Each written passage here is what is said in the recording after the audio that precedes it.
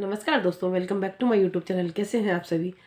एक बार फिर से स्वागत है आपका हमारे यूट्यूब चैनल में। तो आज अपन बात करेंगे कि डीएसएसबी की जो एग्ज़ाम्स आ रही हैं, जो वैकेंसी निकली हैं, पीजीटी टीजीटी इन सब की, जो असिस्टेंट मैन उसकी है, मैं असिस्टेंट क्लर्क की है, स्टेनोग्राफर की है, या फिर जो भी जितनी भी वैकेंसीज आई है, लेब अटेंडेंट की है या टेक्नीशियन की है, जो भी वैकेंसीज आई है, क्लर्क, हाँ क्लर्क की भी खूब पोस्ट आई हैं अभी। और पीजीटी की पहले निकल चुकी थी, लेकिन टीजीटी की पोस्ट है वो अब निकली है। और आई होप कि आपको बहुत जल्द पीआरटी की वैकेंसीज भी देखने को मिलेगी। तो इन वैकेंसीज की जो प्रिपरेशन है वो आपको कैसे करनी है, कैसे इनको जो है एग्जाम्स को क्रैक करना है, क्या आपकी स्ट्रेटजी होनी चाहिए, उस पे बारे में बात करेंगे। तो वीडियो पूरा देखिएगा, शुरू से लेकर एंड तक सारी जानकारी देखिएगा। और वीडियो स्टार्ट करने से पहले मैं आपको ये कहना चाहूँगी कि वीडियो पसंद आ रहा हो तो लाइक और शेयर कर दें, चैनल को सब्सक्राइब करना ना भूलें, ताकि डीएसएसपी से जुड़ी हुई जितनी भी जानकारी है वो आपको हमारे चैनल पे ऑथेंटिक प्रोवाइड करवाई जा सके। तो बात करते हैं अपन उसकी एग्जाम्स की। सबसे पहले आपको करना क्या है, पेपर टीजीटी की बात करते हैं। टीजीटी में होते हैं पेपर दो, टीजीटी और पीआरटी दोनों की बात करूंगी मैं। पार्ट 1 और पार्ट बी, यानी कि पार्ट 1 और पार्ट 2 दो पेपर होते हैं। दोनों में पार्ट 1 जो होता है उसमें 5 सब्जेक्ट आते हैं पूरे। वो पार्ट 2 जो होता है उसके अंदर केवल 1 सब्जेक्ट आता है, और बाकी 100 नंबर का पूरा होता है वो। और जो 5 सब्जेक्ट आते हैं पेपर 1 में, उनमें 100 नंबर का पूरा पाँचों सब्जेक्ट मिला के आते हैं। यानी कि जो कौन कौन से 5 सब्जेक्ट होते हैं उनके बारे में बताती हूँ मैं आपको।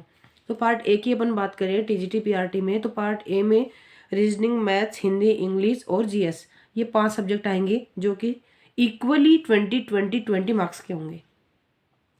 मैथ्स, हिंदी, इंग्लिश, जीएस और रीजनिंग, ये जो पांचों सब्जेक्ट है इक्वली 20 मार्क्स के होंगे। 0.25 आपका इसके अंदर नेगेटिव मार्किंग का प्रोसेसिंग रहेगा। और पार्ट जो बी है उसके अंदर आपके सब्जेक्ट कंसर्न से लेकर 100 क्वेश्चन पूछे जाएंगे। यानी जो भी आपका सब्जेक्ट रहा है उससे रिलेटेड आपको 100 क्वेश्चन पूछे जाएंगे। तो उसके लिए आपको तैयारी करने के लिए जो प्रीवियस ईयर के क्वेश्चन पेपर है, एक पेपर मत छोड़ो। यदि आपको क्रैक करनी है एग्जाम तो प्रीवियस ईयर के जो पेपर्स हुए हैं एक भी पेपर मत छोड़ो, सारे पेपर का एनालिसिस कर लो बहुत अच्छी तरीके से कि पुट क्वेश्चन जो है कहाँ से पुटअप किया जा रहा है, कैसे क्वेश्चन पूछे जा रहे हैं, उसी वे में आपको तैयारी करनी है। क्योंकि डीएसएसबी केवल एक पैटर्न फॉलो करता है, वही पैटर्न के अकॉर्डिंग पेपर बनाता है, उसी पैटर्न के अकॉर्डिंग वो एग्जाम्स लेता है।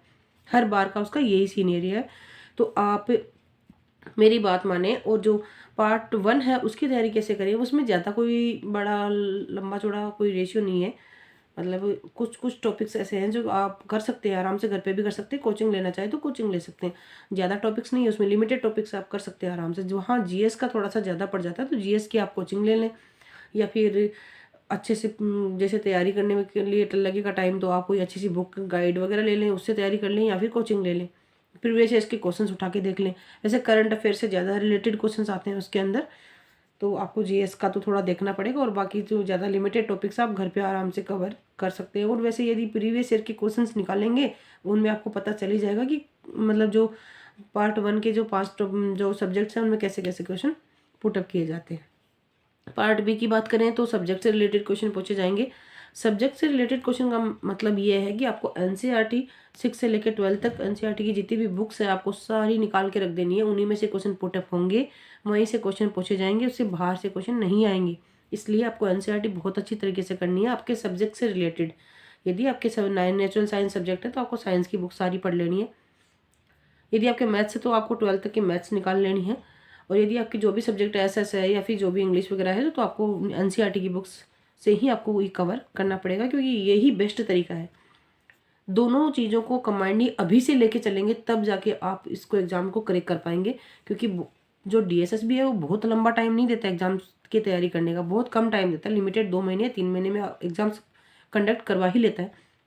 जहाँ तक मुझे पता है पीजीटी की वैकेंसी आ चुकी है, टीजीटी की आ चुकी है। अब कुछ ही दिनों में आपको पीआरटी की भी देखने को मिल जाएगी। तीनों की वैकेंसीज निकलने के बाद मतलब ये है कि मंथ बाय मंथ आपको इनकी एग्जाम डेट भी देखने को मिल जाएगी। बहुत जल्दी आपको एग्जाम डेट भी देखने को मिलेगी, बहुत जल्दी एग्जाम कंडक्ट करवा लिया जाएगा। क्योंकि जो डीएसएसबी है वो ज़्यादा टाइम नहीं देता है वैकेंसीज निकालने, नोटिफिकेशन जारी करने के बाद।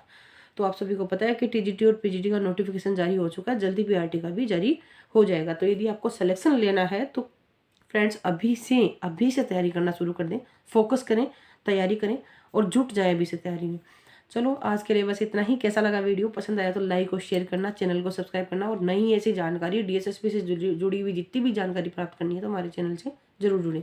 थैंक यू फ्रेंड्स, मिलेंगे नए वीडियो के साथ। Bye bye.